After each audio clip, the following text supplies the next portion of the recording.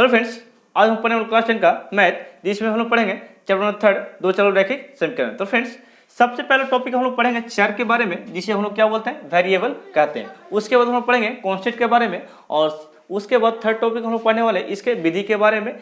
एक चर रैखिक समीकरण क्या होता है और दो चर रैखिक समीकरण क्या होता है और इसकी विधि क्या है, इसे हम लोग 1 बाय 1 करके देखने वाले हैं और इसे हम लोग सॉल्व करने वाले हैं। तो आप लोग वीडियो को अंत तक बने रहेगा और इसे लिखने का बोल सकते हैं, कॉपी में नोट करने का प्रयास कीजिएगा। तो फ्रेंड्स, यहाँ पे सबसे पहली बात हम लोग करते हैं इसके चर के बारे में, इस चैप्टर का जो फर्स्ट टॉपिक है उसके बारे में। जैसे कि हम यहाँ पे बोल रहे हैं चर, तो आखिर में इस चर को बोला क्या जाता है, उससे आप बोल सकते हैं वेरिएबल। क्या बोलेगा, वेरिएबल। इसका दूसरा नाम हो गया, दूसरा नाम कहने का मतलब ये हो गया इंग्लिश नाम इसका। अब इसे कहते, इस चर को कहते किसे है, जरा देखिएगा। जैसे कि हम यहाँ पे लिख रहे हैं अक्षर, क्या लिख दिए, अक्षर। तो ये अक्षर है क्या, आप लोग पढ़े होंगे ABCD अल्फाबेट के बारे में पढ़े होंगे, स्मॉल लेटर और कैपिटल लेटर के बारे में। तो यहाँ पे जो चर के बारे में हम लोग पढ़ने वाले हैं वो हम लोग स्मॉल लेटर से पढ़ने वाले हैं। जैसे कि यहाँ पे अक्षर को ही हम लोग क्या बोलते हैं, लेटर कहते हैं। क्या कहते हैं, लेटर। ये बात आप लोग को समझ में आता है, लेटर क्या होती है, स्मॉल लेटर और कैपिटल लेटर बोल सकते हैं, बचपन में ही पढ़े हम लोग। ओके, तो यहाँ पे ये अक्षर जो है आपका एग्जाम्पल के तौर पर देखा जाए तो हम लोग स्मॉल लेटर के बारे में बात करें। किस लेटर के बारे में बात कर रहे हैं, स्मॉल लेटर। तो यहाँ पे लिख सकते हैं स्मॉल लेटर। जैसे कि यहाँ पे देखिए दोस्तों, ABCD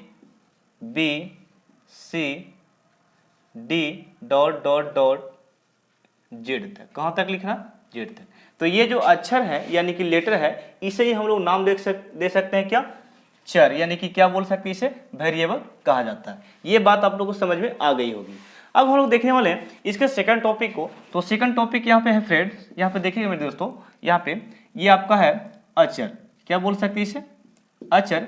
अक्षर को ही हम लोग बोलते हैं कांस्टेंट। क्या बोलते हैं, कांस्टेंट, कांस्टेंट। ओके, तो ये कांस्टेंट है क्या, उसे जरा गौर करेंगे। कांस्टेंट हम लोग उसे बोल सकते हैं, एक संख्या को, एक नंबर को, एक डिजिट को, एक बोल सकते हैं अंक को बोल सकते हैं। जैसे कि यहाँ पे इसे हम दो तरीका से नाम दे रहे हैं। एक तो इसको हम नाम दे रहे हैं, कांस्टेंट को बोल रहे हैं ये क्या है, अंक है। क्या है, अंक। और अंक को आप लोग जानते हैं, इंग्लिश में पढ़े होंगे, इसे ही हम लोग डिजिट बोलते हैं। क्या बोलते हैं, डिजिट। तो ये हो गया डिजिट। अब यहाँ पे देखिएगा, डिजिट तो इसे हम लोग बोल दिए। अब इसे एक और नाम से जानेंगे मेरे प्यारे दोस्तों। यहाँ पे इसको हम लोग एक और नाम से जान सकते हैं, जरा देखिए, इसे हम लोग बोल सकते हैं संख्या। क्या बोलेगा, संख्या। तो ये संख्या, और संख्या को आप लोग बोलते हैं, इसे इंग्लिश में क्या कहते हैं, नंबर कहा जाता है। क्या कहा जाता है, नंबर। ओके, तो ये नंबर हो गया। अब नंबर और हम लोग देख लिए, अंक को देखें, यहाँ पे अक्षर को देखें और बोल सकते हैं अंक को देखें, यानी कि संख्या को देखें, यानी कि नंबर को देखें। तो नंबर वालों को हम लोग क्या बोल दिए, अक्षर बोल दिए, और यहाँ पे अक्षर लोग क्या बोल दिए, चर कह दिए। अब यहाँ पे दोनों एक साथ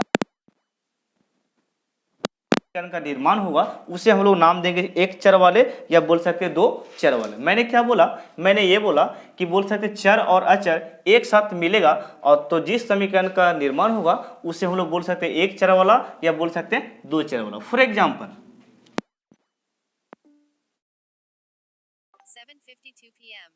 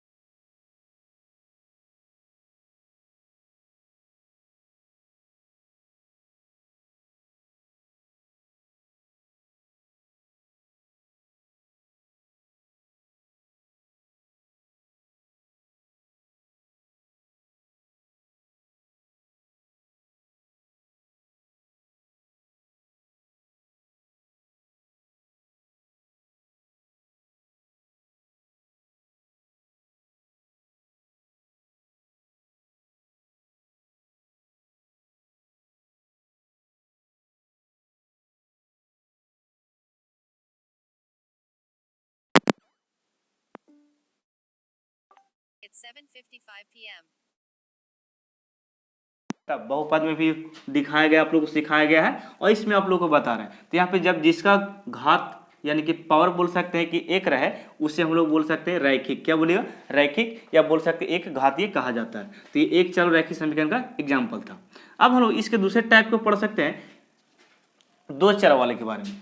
तो यहाँ पे इसके व्यापक रूप के बारे में सबसे पहले बात कर लेते हैं। एक चर वाला के व्यापक रूप, एक चर वाला का व्यापक रूप, व्यापक, और ये व्यापक रूप क्या है? व्यापक रूप, तो व्यापक रूप को एक और नाम से जानते हैं, सामान्य रूप। क्या बोलेगा? सामान्य रूप। सामान्य रूप ये क्या होता है? तो ये सामान्य रूप हम लोग उसको बोल सकते हैं जो बोल सकते हैं समीकरणों को प्रदर्शित करता है, दिखाता है।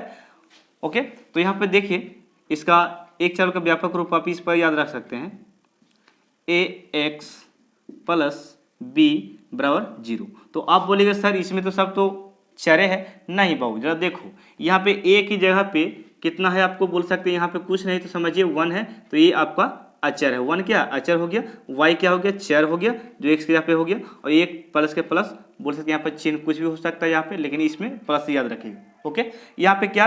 ये b क्या? नंबर है। नंबर देखो यहाँ पे, तो ये अचर है, यानी कि a और b जो है अचर का रूप है, लेकिन बोल सकते हैं x y के जो रूप में यहाँ पे दिया जाएगा वो चर के रूप में रहेगा। तो इससे आप लोग एक चर वाला को याद रखना है। ठीक है, अब आप लोग को पढ़ाते हैं दो चर वाले के बारे में। ओके, अब यहाँ पे देख लो, It's 7:56 p.m.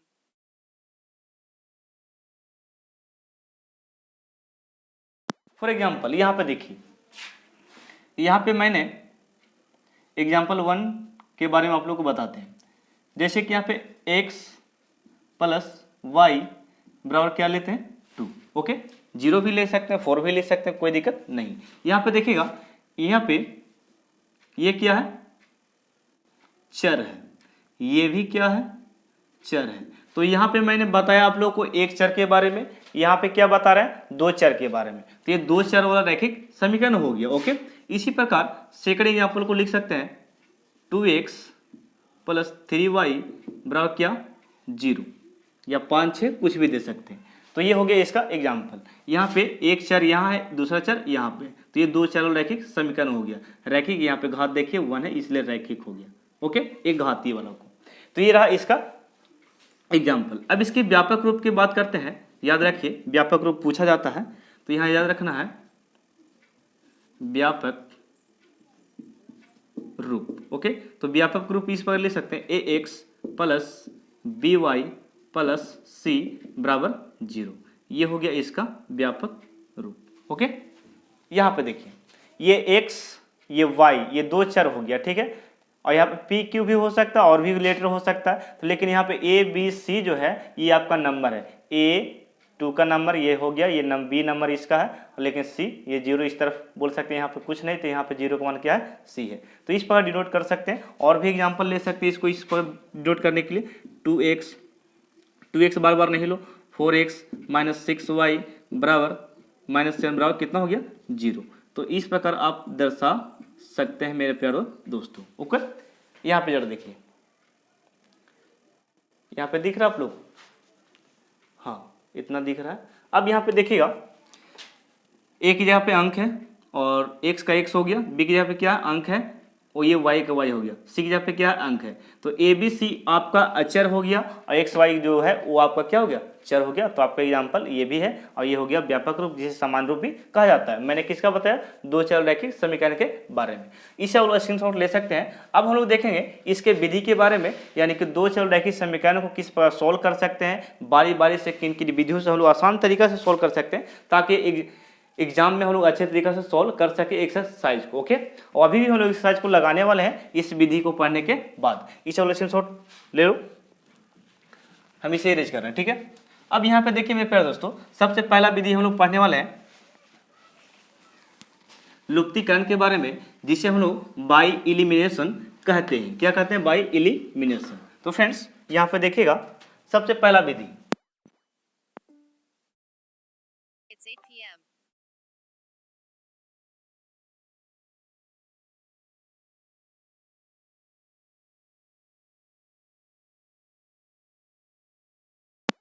इसी को कहा जाता है लुप्तीकरण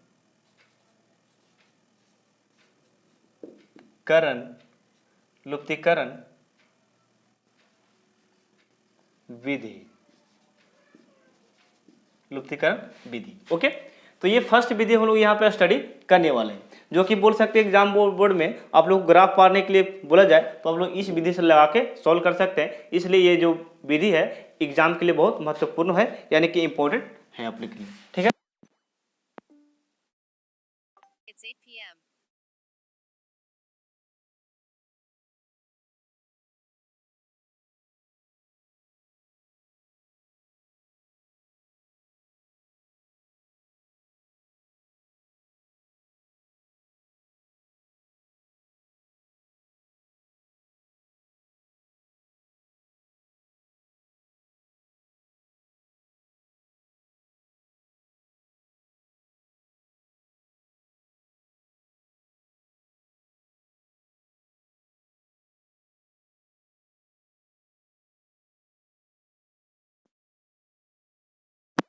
एक्स में और वाई को गौर से देखना होगा दोनों समीकरण में। ठीक है, मान लेते एक्स वाई यहाँ पर भी है, यहाँ पे जरा समझते हैं। यहाँ पर प्लस है, यहाँ पर भी क्या प्लस है, यहाँ भी प्लस, यहाँ भी प्लस। तो यहाँ पे तो प्लस प्लस आपको समझा रहे हैं, अगर माइनस प्लस रहे, क्या रहे, माइनस प्लस रहे, पॉजिटिव ऊपर में नेगेटिव नीचे में रहे, पॉजिटिव ऊपर नीचे में नेगेटिव रहे, या नेगेटिव ऊपर में पॉजिटिव नीचे में रहे, चाहे यहाँ रहे चाहे यहाँ, इस प्रकार की स्थिति देखा जाए तो आप लोग उसी को बराबर कीजिएगा। ठीक है, यानी उसी को बराबर करने का कोशिश कीजिएगा ताकि बोल सकते आसानी से कट सके। ओके, ये बात आप लोग समझिएगा। जैसे कि देखिए यहाँ पे माइनस प्लस नहीं दिख रहा है, यानी केवल प्लस प्लस दिख रहा है, तो आप इसे भी बराबर कर सकते हैं, आप इसे भी बराबर कर सकते हैं। तो बराबर करते कैसे जरा देखिएगा, यहाँ पे समीकरण सेकंड का जो ये 4 आपको दिख रहा है y का, हम लोग y बराबर कर रहे हैं, किसको कर रहे हैं, y को बराबर कर रहे हैं। तो ये 4 जो है ये गुना होगा समीकरण फर्स्ट से। ओके, ये पहला नियम आप लोग याद रखिएगा। यहाँ पे फर्स्ट वाला गुना किससे होगा, सेकंड से। तो आप लोग इसे बराबर कर रहे हैं तो इसे देखिए, केवल x को नहीं देखना। ठीक है, अगर y इसको बराबर करना तो इसको मत देखिए, इसको देखना केवल। ठीक है, तो अभी हम लोग इसको कर रहे हैं तो ये 4 इससे गुना हो गया, 3 यहाँ से गुना हो गया, तो गुना तो हो गया। हम लोग यहाँ पर लिखने वाले हैं, लिखिएगा क्या, तो लिखिएगा समीकरण फर्स्ट गुने क्या बोल सकते हैं, 4। समीकरण फर्स्ट गुने क्या बोल सकते हैं, 4 हो गया। और सेकंड यानी कि एवं सेकंड में हम लोग गुना क्या किए हैं, तो गुना यहाँ पे क्या हो गया आपका 3। ओके, ये हो गया आपका गुना। गुना किस प्रकार किए हैं,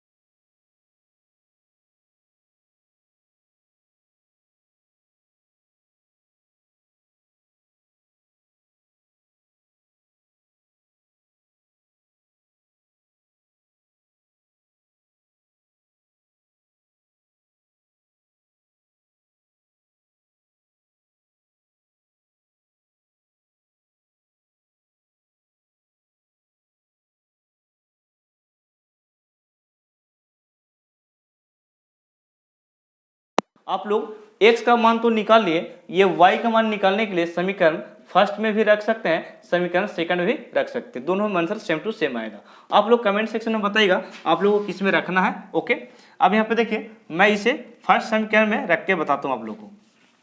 यहाँ पे देखिए समीकरण फर्स्ट में हम लोग रखने वाले, तो लिखेंगे हम लोग समीकरण फर्स्ट में x का मान रखने पर, समीकरण फर्स्ट में x का मान रखने पर। ओके, रखने पर, चलिए रखते हैं। देखिए दोस्तों, यहाँ पे सबसे पहली बात 2x प्लस 3y बराबर कितना है 19। ओके, यानी कि समीकरण फर्स्ट में रखना है x का मान। x का मान कितना है 2, तो यहाँ पे 2 का 2 हो गया। x यहाँ पे कितना बैठा दिए 2, क्योंकि हम लोग x का वैल्यू कितना निकाले 2 निकाले। ये प्लस का प्लस हम लोग इस प्रकार लिख सकते हैं 3y बराबर कितना हो गया 19। अब यहाँ मेरे प्यारे दोस्तों जरा ध्यान दीजिएगा, ये 2 दूनी कितना हो गया 4, 2 दूनी 4 हो गया, और ये प्लस 3y और बराबर कितना हो गया 19। ओके, अब ये प्लस में था तो उस तरफ जाकर क्या होगा माइनस में, यानी कि ये हो गया 3y बराबर 19। ये प्लस में था तो यहाँ पे क्या हो गया माइनस, ये हो गया आपका 3y और बराबर कितना हो गया 5 हो गया। और यहाँ पे y 5 नहीं, यहाँ पे घटाएंगे तो कितना होगा 15 होगा। अब इसे काट सकते हैं, 3 5 कितना 15, यानी कि y का वैल्यू कितना निकल गया 5। तो लास्ट में एक काम करना आप लोग को कि अतः x बराबर हम लोग मान कितना निकाले थे 2, x बराबर कितना निकला था 2, यहाँ पे निकाल दिए, और y बराबर हम लोग अभी निकाले हैं, कितना निकाले 5, और ये दोनों आपका x का मान हो गया और y का। ओके, तो इस तरीका से हम लुप्तीकरण को सॉल्व कर सकते हैं। ये बहुत आसान तरीका था सॉल्व करने का, जो आप पूरे बोल सकते हैं भारतीय भवन का बुक जो है ना वो आप लोग सॉल्व कर सकते हैं। ओके, ये था। तीसरे आलू स्क्रीनशॉट लीजिए, हम लोग सेकंड विधि में बढ़ते हैं।